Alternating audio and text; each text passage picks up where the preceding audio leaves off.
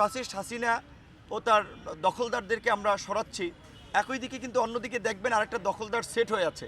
আগে যারা চাঁদা নিত এখন আরেকটা অংশ কিন্তু সেটা টেকওভার করেছে, চাঁদার বাতিল হয় নাই। দোকান মার্কেট ব্যবসা প্রতিষ্ঠান আগে একদল দখল করেছে, খেয়েছে, এখন আরেক দল খাচ্ছে।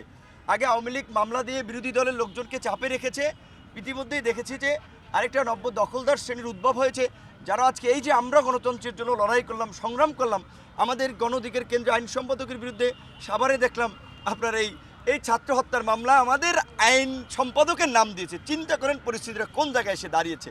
গাজীপুরে আমাদের এই নেতৃবৃন্দের উপরে হামলা চালানো হয়েছে, ঝিনাইদহতে, পটুয়াখালীতে, কয়েক জায়গায়। তো এখন এই যে ছাত্র জনতা যে অভ্যুত্থান করলো, তাদের প্রত্যাশাটা কি? এই দেশে হানাহানি মারামারি বন্ধ হোক, একটা গণতান্ত্রিক সহনশীল পরিবেশ থাকুক, আইনের শাসন থাকুক। তো এক দখলদার হটিয়ে যদি আরেক দখলদার টেকওভার করে, তাহলে তো এই ছাত্র জনতার রক্ত দেওয়া বৃথা, সংগ্রাম বৃথা। এবং এই যে বিপ্লব আমরা যতই গর্ব করি, অহংকার করি, বড়াই করি, সেটি একটি বেহাত বিপ্লবে পরিণত হবে, যার একটা নজির কিন্তু আমরা আজকের এই শহীদ মিনারে দেখেছি।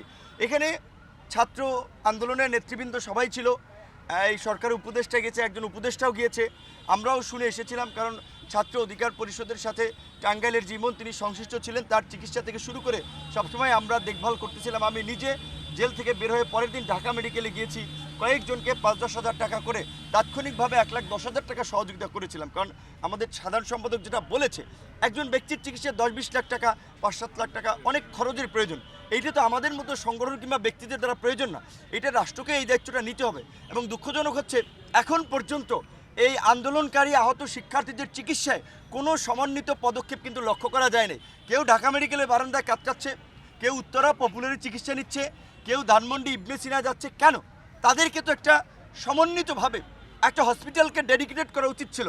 বা আপনার বিএসএমএমইউর যে স্পেশাল সুপার স্পেশালাইজড হসপিটাল হয়েছে, ওইখানে প্রয়োজনে ডেডিকেটেড করতে পারতো যে আন্দোলনকারী শিক্ষার্থীদের, আহত শিক্ষার্থীদের, জনতার চিকিৎসার জন্য এই হাসপাতালকে ডেডিকেটেড করা হলো। ওই আপনার ৯০-এর শহীদ ওই নূর হোসেন কিংবা ডাক্তার মিলনের মতো বিশেষ একটা দিবসে ওইখানে ফুল দেবে, তারপরে ওইখানে আপনার কুকুর বিড়াল দেখা যায় আপনার বসে থাকবে, ওইখানে ময়লার ভাগাড়ে পরিণত হবে। এইটা যেন এই বিপ্লবোত্তর এই দ্বিতীয় গণ অভ্যুত্থানের শহীদদের প্রতি এই অবমূল্যায়ন এবং অবহেলা যেন না করা হয়।